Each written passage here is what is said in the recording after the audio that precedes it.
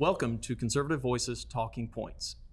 Rob, this question is for you. Conservatives are guided by concrete principles, usually as outlined in the United States Constitution, versus being guided by emotions. This is a very open-ended question, but give us your thoughts on the reactionary culture that we seem to be living in now. Because of big tech and because of the access that we have to the internet and because of journalism today, or lack thereof, we live in the gotcha environment, I believe. And the gotcha environment is a 24-hour clock. And within that 24-hour clock, they're trying to find something to make bigger than what really is, because it's emotion. And you'll go from day to day with one big giant blockbuster story to the next day's big giant blockbuster story. And the cycle, the news cycle, is 24 hours, and it's changed the landscape of media. It's changed the landscape of personalities, and it's changed the landscape of truth. So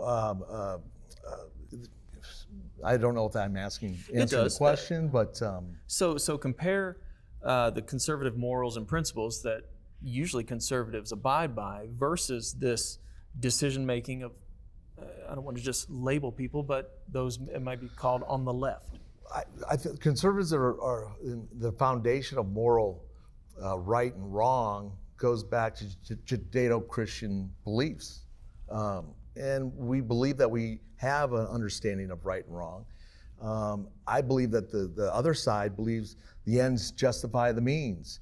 And that's the contour, it's contrast, or it's contradictory to what we believe as conservatives with a moral principle, a moral guiding light of what is right and what is wrong. So I think that's you're in danger when you start to question up from down, left from right, in not knowing what is true north, right? Universal true north principles. And when you start to mix those up, you have challenges, you have problems. And I see that's what's taking place today. So Eric, this question's for you, taking what Rob said and applying it to policymaking. Give us sort of the description of modern day policy when it's based on, potentially at least based on, emergency and crisis mode mentality. What we've seen violence across the United States. Certainly President Biden spoke to it last week. The violence has continued to go up. You see the problems at the southern border, the cartels bringing in the fentanyl and the drugs. I mean, all of these things are this rush to hate President Trump and this rush to hate all of his policies and talk about them as being stupid, to rushing in, making all of these executive orders to try to fix it all their way. And now we see what is now 6 months later, now we're seeing what is happening in our big cities across the United States. Hundreds of % rise in violence and murders and killing. You see what's happening. Chicago, which is pretty close to home. You see all of that. That's just the reactionary of things, of policies. At least in my mind, the southern border, we were really on the right direction, and to all of a sudden act so quickly. It was solved. It was solved, and now it's destroyed. They're certainly taking the heat from it, and it's certainly it's going to take a while to fix now. And I don't think they know what they're doing. All right. Taking the idea of emotional policy making, we can take it one step further. We're in a, I hate to put it this way, but our country, the state of Iowa included, is in a sense of cancel culture mentality, a mob mentality. Can you give us some tidbits on, from a conservative viewpoint, how to react to cancel culture and where to go from here? Yeah, great and important question today, right? One of the great challenges of our time is this idea that if an idea is offensive to somebody, that it can't be expressed. Antithetical to American free speech ideals, right? Antithetical to an open, free, fair exchange of ideas in the public marketplace. And it's almost as if those on the left who embrace cancel culture need that to be the case, right? I would say to you that given some of the history we've already talked about, and given the results that conservative ideas over centuries now have provided, that one advantage conservatives have is that the facts are on our side. that if we ever actually had a debate on the merits, on the actual substance of ideas, conservatives win. And so you see this cancel culture problem rising on the left. They have to call us names, in other words, right? Why? Because if they debate us on ideas, they lose, we win. And so I think this cancel culture problem is one that is very troubling, but it is intentionally aimed at us for those reasons.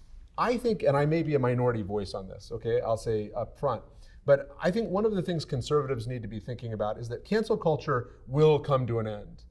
My hypothesis, as you may know, is that cancel culture ends when it begins eating too many of its own.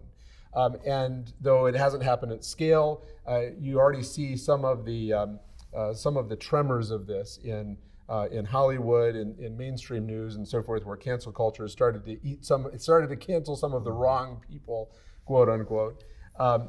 What the great temptation, I think, for conservatives as cancel culture eats its own is to point an accusatory finger and say, "I told you so," right? And to kind of have a little moment of Schadenfreude, right? That we're going to enjoy that the other side is being eaten by it. I think that's the wrong response for conservatives. I think when cancel culture is revealed for the evil that it is, when it comes to an end, whether it's for better reasons or, as I predict, because it's eating its own, and only because it's not good for the left, I think that's a moment for conservatives to stand up and say, our ideas take every American to a better place. And not simply to gloat, but rather to say, they didn't get away with name calling, we're not gonna start the name calling, right? We have a set of ideas that lifts people up, right? That can open the future for every American. And only when we tell that story can we take the country in a better direction, right? So I think that cancel culture will eat its own, it will end, but the way we respond to the end of cancel culture, I think, is going to be important for determining a whole new generation of American conservative ideas. So not pointing the finger, but teaching moment. Absolutely. Absolutely. That opens another can of worms, then the teaching of history, right?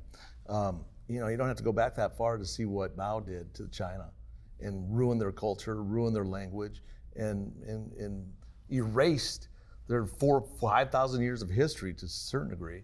And if that takes place here, in order to make a change to the direction they want to go, that's what they're attempting to do. They're attempting to label us first with the name calling, right? That's their first tactic, is to pull you out and call you names. And if they get away with it because people can't stand up, they don't know their history, and it's not being taught, we have problems that are bigger than us four can solve with this talk show. And it's real, and it's happening right before our eyes. What the Nazis did in the Weimar Republic, we were always taught in school, hey, if you don't watch out, this will happen again. And I guess we all got soft on that idea and didn't think it'd ever possibly happen, but it's happening right now. And it's we got to stand up to it. We got to change that. So part of the purpose of this show, this production, is to get that message across, right? Not to point fingers and call names or anything like that, but to point, counterpoint, have a debate, have a discussion. Eric, I know you've got examples you've mentioned before about friends, possibly even family members, that have just gone by the wayside based on a disagreement of politics, right? Having been a senior advisor of the Trump 2020 campaign and certainly my history with the administration, I had my own family that have tried or have canceled me. And as I tell my family and as I tell my girls, and they get it at school and they get it even from their teachers, and I've been in a public space and a spokesperson for the campaign for the last several years, I'm always quick to tell them that there's a reflex. Anytime you do too much or go too far somewhere, I saw this in 2015 and 2016 as I was working on the campaign.